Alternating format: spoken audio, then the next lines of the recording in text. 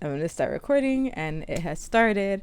And what's up, Metaverse? This is going to be part 2 of our chat, continued from yesterday, where we kind of went over the get started. If you missed it, definitely check out the link below and catch up there. And that just kind of gives us an overview of our journeys into VR and our perceptions and understanding of how the market, and so hopefully that is, and the culture is, and so hopefully that lent some insight there. In this particular talk, we're going to kind of get into like the practicality of it all. So over the next 30 minutes, we're going to speak from different perspectives, from design, development, industry, entrepreneurship, startup, indie, all of it, and hopefully provide some clarity there for those of you who are brand new to this space and are unsure of like what next steps to take to like really fully jump in. So with that, let's talk about project planning. So a few questions that I think we all kind of hear variations of a lot are, one, I have an idea for VR, but I don't know where to start. And it's like a big vision, and there's like multiple components, and they've completely thought it through. So like this is like a visionary who is like really passionate about this really full-fledged idea, but just is kind of like stuck on what steps to take to go from 0 to 1. The second question that's really huge, I have an idea for VR, but I don't have technical skills. What should I do? And so I think that's kind of like that kind of usually overlaps. And then also I have a full-time job and don't have time and energy for side projects, but I'm really interested in this space. How do I build that portfolio? So we all three can speak to a lot of these different questions. I think we'll start with the first one. I have a big idea and I don't know where to start. Neilda, you're really good at organizing and like UXing your life and project planning in general and management. How would you respond or answer that question? Yeah, so you have a big idea, you don't know where to start. I think the first step that you need to take is figuring out how to communicate that vision. So typically when you're communicating a VR project, it's hard for people to really visualize what you're creating, especially if they've never been in VR. So they can't really imagine what it's like to touch something virtually or listen to something that's happening behind them or anything. So the goal is to like figure out like how do you share that vision with others. So for me, when I started working on Empower VR and self-defense training, I actually took some self-defense training classes and learned them kind of like the process and methodology of empowering self-defense training. And I communicated that with by just like starting with like pen and paper or pencil and paper, kind of like draw like what is it that draw what you see in the scene when you first get into the VR experience, and also draw what's happening around you in that experience. And what really helped me actually was creating storyboards to communicate what happens in every step of that experience. What happens when you first put on the headset? What happens what's that first interaction you go through? How does the user interact with it? So all of that is communicated underneath that illustration. And that's kind of like the very first like rough draft of, hey, this is how my product works. And it doesn't require any fancy technology whatsoever, but if you're capable of using different tools like Figma or something else, then definitely go for it. But all you need to do is just learn how to communicate as fast as possible and as visually as possible. Yeah, I love that. There's this saying I think that I've heard that I feel like is so on point. It's like, start with what you have, where you're at, and just build it with what you have. So if you only have stick and stones, try to do it with stick and stones. And usually that will take you or attract more resources to build on top of that using better experiences.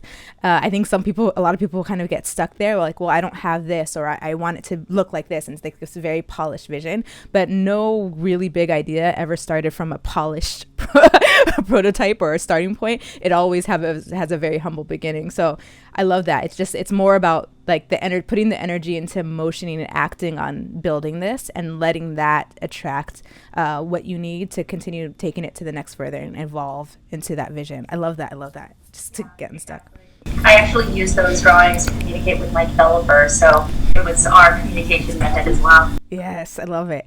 And so to answer that then, okay, well, okay, so for those who have, let's say they have a full-time job, so they have this vision, they have this idea, now they can like kind of get started. But let's say they're working full-time, they're full, like, you know, drained by the end of the weekend, they just want to rest and relax. Like how, Kathryn, I feel like you work full-time, and I think have worked full-time as well as been like a really successful indie dev. So how do you manage those two particular conflicts of wanting to create, but at the same time having to put your energy into your job? I usually like set aside a certain amount of time, usually like weekends or like sometime. I feel like during the week is like it's maybe a few times during the week, but mostly the weekends are my big like helping out time.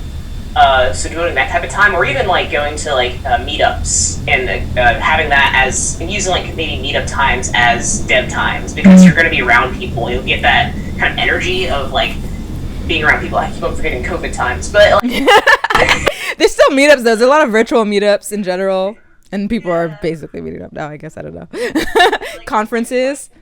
Yeah, join Discords, and even like if you're comfortable with like being on like a video or a voice call in Discord, hopping into those and working out your ideas, and even maybe like collaborate with someone. I'm a big like a believer in collaboration and like joining a team, because it feels like you're not alone.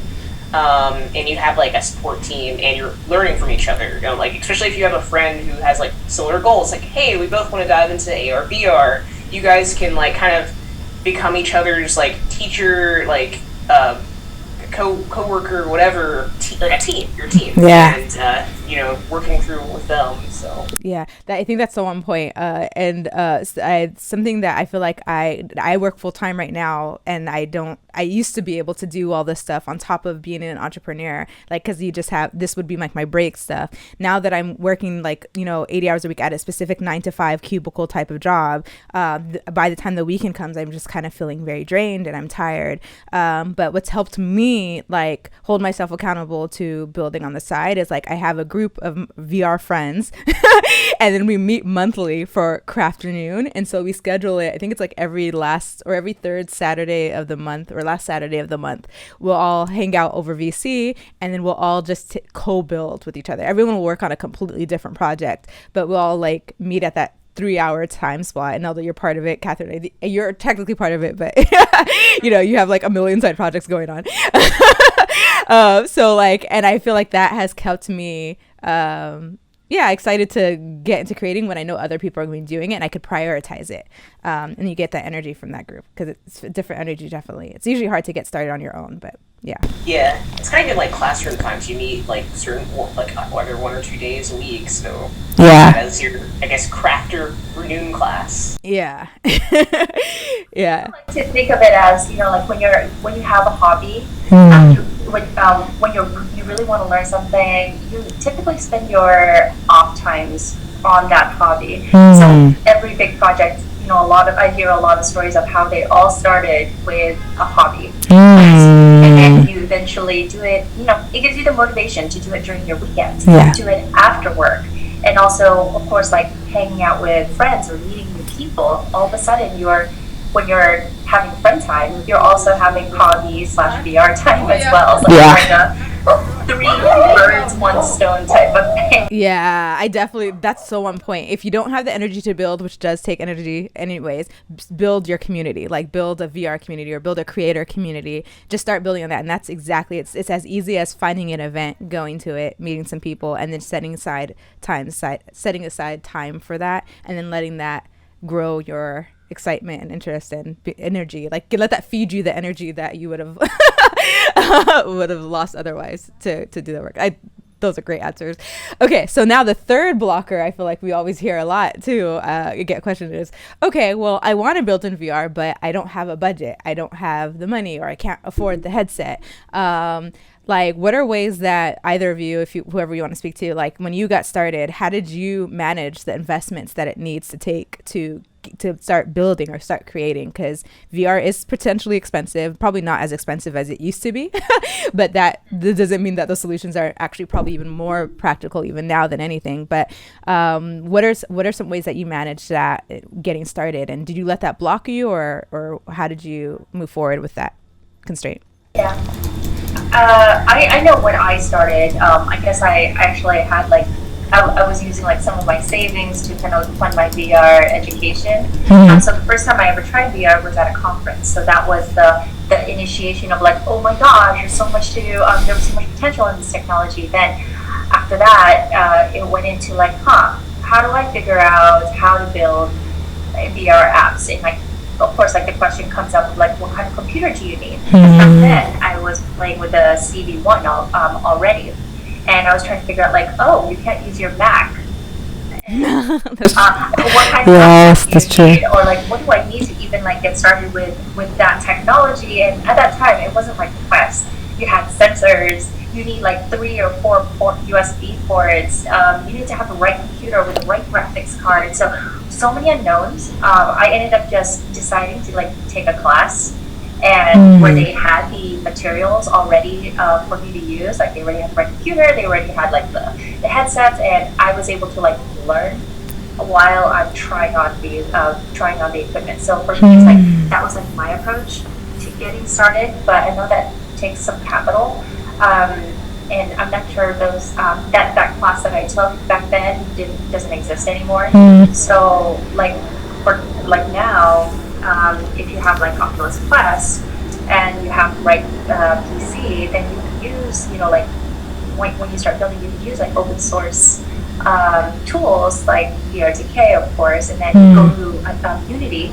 Actually, even without having a VR headset or a computer, you can just go to Unity and start learning from their free tutorials, and they have a lot of content to take advantage of. That way you can finally just learn and get an intro and see if it's really what you want to do or not. And then from there, educate yourself on the hardware that you need, and then when you start building, you don't need to create your own 3D assets. You could just like buy 3D assets from the Unity Asset Store or CG Trader or TurboSquid or other places. So that's kind of like not really super hacky, but kind of hacky Yeah. that I did it. Yeah. What about you, Kathryn?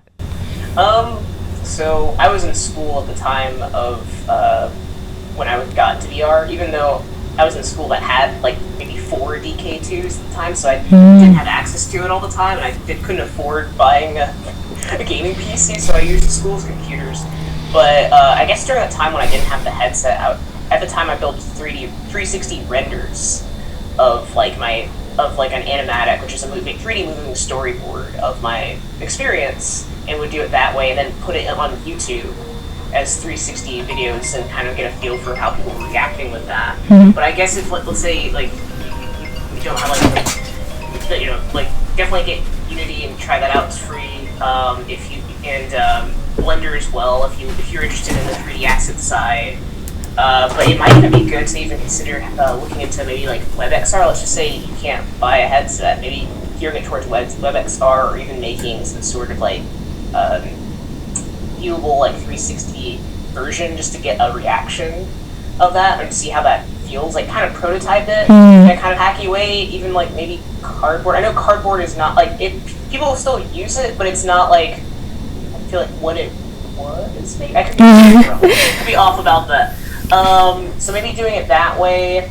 If you, let's say you do have like a budget for like a Quest or something, maybe even do illustrations of like a storyboard that way, or What's Quill illustrations? So Oculus Quill is a. Oh wait, that's right. That would require PC. Okay, maybe not Quill. Oculus Quill is like the 3D painting app that. But I realized it's on PC. But there is There's Tilt Brush that you can use on the Quest.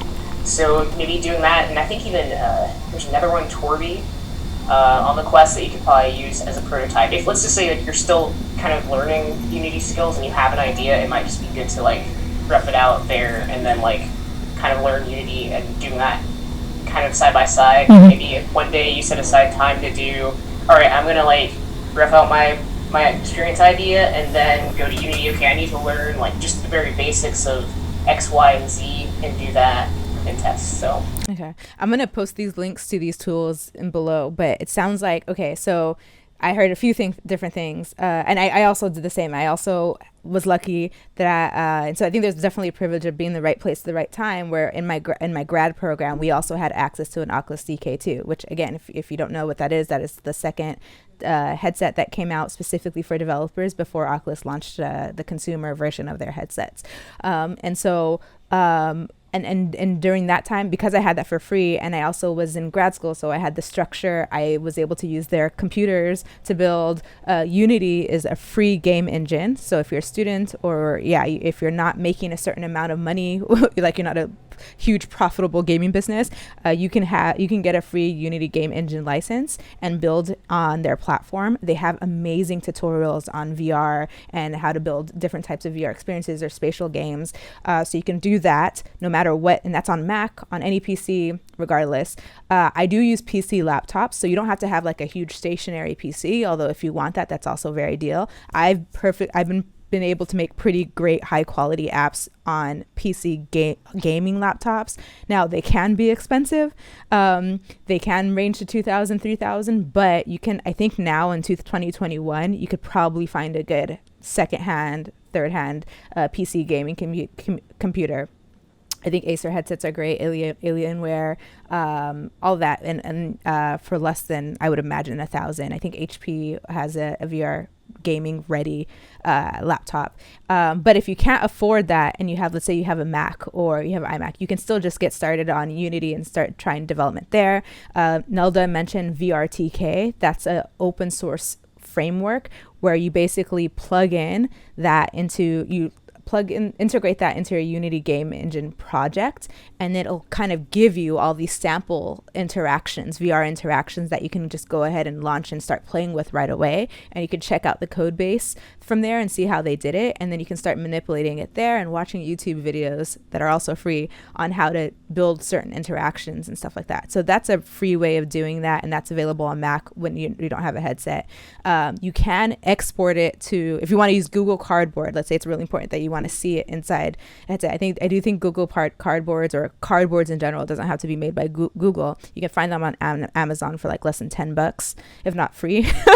And just export it. You can build your .apk files or apps onto an Android phone. So you can buy an old Android phone, like I think they started working on S8s or S9s or something.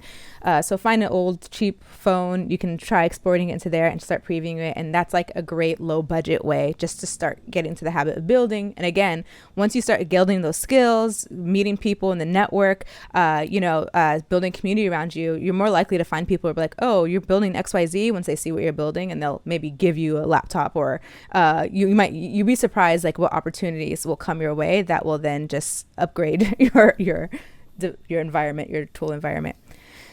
So great. Okay, so that's great. So now that and I know I'm going to be conscious of time. So really quickly, as a designer, or and how would you what is it like starting your own business or starting your own company, or going kind of like being self-employed as a freelancer? I think that's like, I love that particular path, because sometimes it can be really hard to find employment when you don't have a healthy portfolio or know the right people, and also the industry, like there's no real clear path to like how to get in. So in the meantime, I feel like self-employment, if industry is your goal or long-term goal, is just such a great way to sustaining yourself economically. What does that world look like? And what are things that somebody should know if they're to pursue this path, and how to manage that? Mm-hmm. Yeah. So from like my experience, it's very scrappy. You have to have quite a bit of grit to get in there. Similar to when you're applying for jobs in general, they're always asking for way more experience than they really expect. So if you don't have the experience, find a way to get that experience. Mm-hmm. Whether that's like personal projects that you are going to be like proud of, like showing, or if there are no startups or companies that can foster what you want to make, do, make it yourself.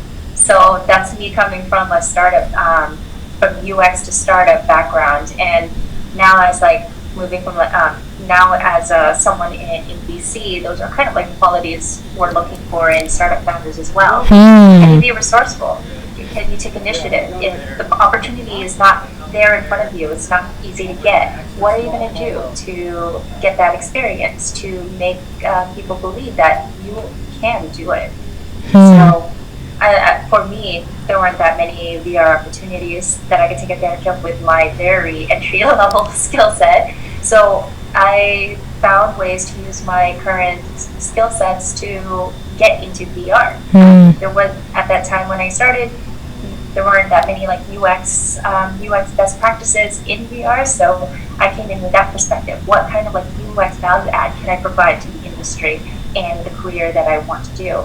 So, and then with like my startup as well, self-defense and active shooter response, I wanted to see more VR apps that are very like practical, practical training focus. Just not just beyond games. So that's what made me decide to pursue my path. I love that. And for you, really quickly, Kathryn, what is it like interviewing in this industry as well too? Like, or have you done a self-employed path, or what is it, or is it, have you mostly pursued? I feel like you've worked on a lot of other people's projects, and so what is that? How do you find them, and what does interviewing look like? Like, how do I handle interviews? Well, interviewing, but also how do you find those opportunities for jobs, especially when you were entry level? How did you procure that work? I guess like I kind of got lucky with like interviews because I was always approached with interviews. But via LinkedIn or in person? LinkedIn. Via LinkedIn is great. Okay. I would definitely recommend getting on LinkedIn and utilizing it. I know LinkedIn's kind of a weird